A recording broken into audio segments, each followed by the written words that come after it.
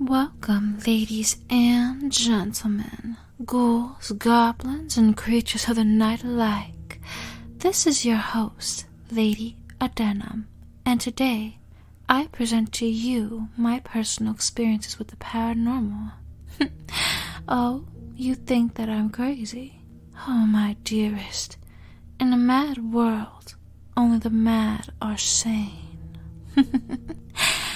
Now, come hither, darlings. I have much to tell.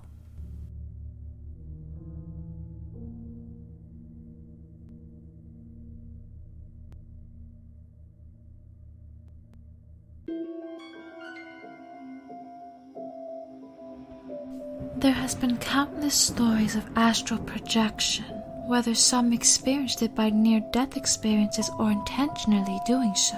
It's terrifying to think of how your soul can travel out your physical body, let alone on its own. When I was about 3 to 4 years old, I lived in an apartment with both of my parents on Emmett Street in Newark, New Jersey.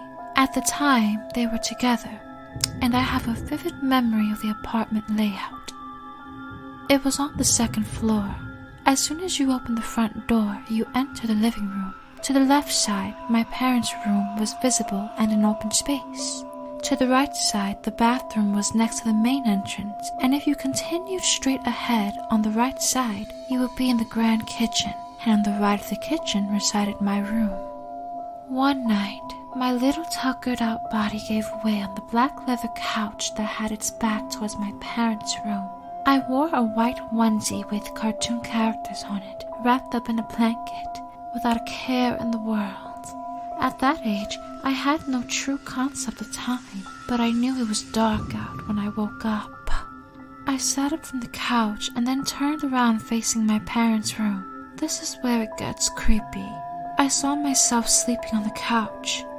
Confused, I stared at my hands, then looked at myself on the couch. I was panicking.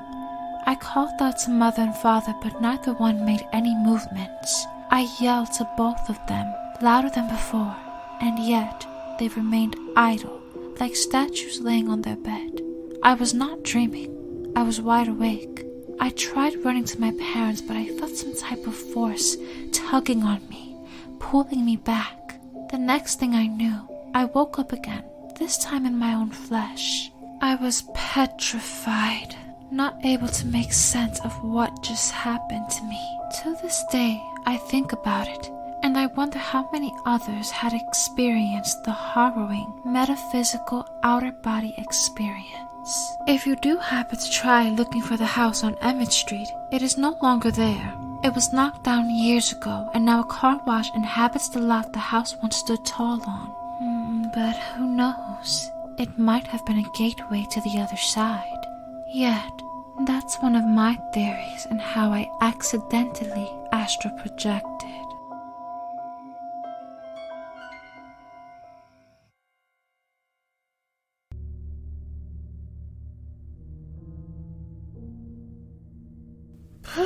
Did it just get cold in here?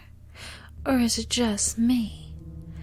Oh, I know what you naysayers are thinking. The logical explanation would be I was dreaming or had an overactive imagination.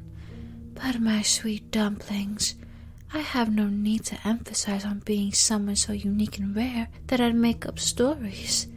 Speaking of stories, and so it goes.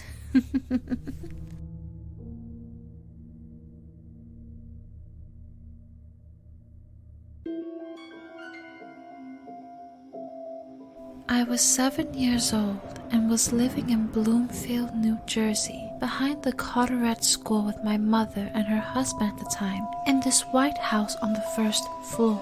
Upstairs resided our neighbors who my mother and her spouse at the time were close with. Let me say that before we moved in, there was a sweet, kind, old Italian woman who lived on the 1st floor. Unfortunately, I do not remember her name, but I remember her face clearly and how nice she was. She would always offer me a piece of candy. I remember wondering why she didn't have hair on her head. Of course, I would later find out she was battling with cancer. She passed away in that apartment from leukemia not long after I met her. My room was located in the back of the home across the back entrance and on the left side of the kitchen. In the hallway leading to the living room, I would constantly hear steps walking back and forth at night. No one was there. The narrow mini hallway was dimly lit due to the light emanating from the massive fish tank, and I would muster up the courage to peek from under my covers. But that's not all that happened. One Saturday morning, I was waking up feeling some pressure on my tiny chest and stomach. My thick blanket hugged my frame and my little arms laid straight on each side. To my astonishment, my TV was sitting on me. Now, keep in mind, TVs back then were not at all like the delicate light flat screens we have now. My TV was heavy and it had a large back. It was a medium-sized one that could be placed on top of a big, sturdy dresser. My eyes grew wide and my heart beat faster. I called out for my mother, and as she entered my room, she was faced with the bulky TV crushing my little body. My mother froze in disbelief. Why would anyone want to place a heavy TV on a 7-year-old? And besides her and her husband, no one else was there. I always felt like something was watching me in that house, especially in the basement. I used to play with Barbies and Bratz dolls along with toy horses, but I didn't have much space in my room to place the toy bin in there, so my mother would put it in the basement. I remember feeling such a dark, ominous presence there that I would run downstairs to grab some toys and run right back up with such desperation each time, as if somebody was chasing me.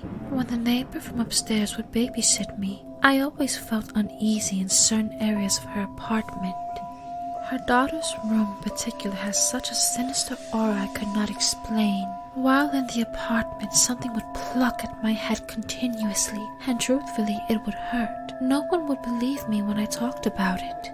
When I did watch the TV, and I wasn't playing or reading, it would shut off by itself. One time, the neighbor's daughter, along with her boyfriend, were babysitting me, and we all heard a deep, demonic growl. The dog they had whimpered and had tucked her tail between her legs. It got cold, and a gust of wind passed through the wind chimes that was placed indoors. No windows were open, and we also had heat. I felt like I was always being picked on in that apartment, and I don't know why. I would have unexplained scratches on my body and would feel a sense of dread. I personally hated being there. The only place I felt safe in the home was my own room. Maybe the sweet old Italian woman was protecting me? Who knows? But the one thing I am certain of is that house reeked of bad energy. It also wasn't the best phase of my childhood. The house still stands and new tenants have taken up residence. I can only hope that whatever was haunting me doesn't come after them.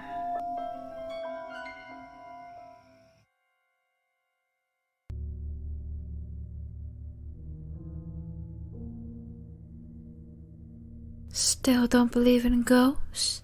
Well, explain how the person you were talking to ghosted you then. Well, I hope you ghouls and goblins are satisfied. Oh, ladies and gentlemen, sleep tight.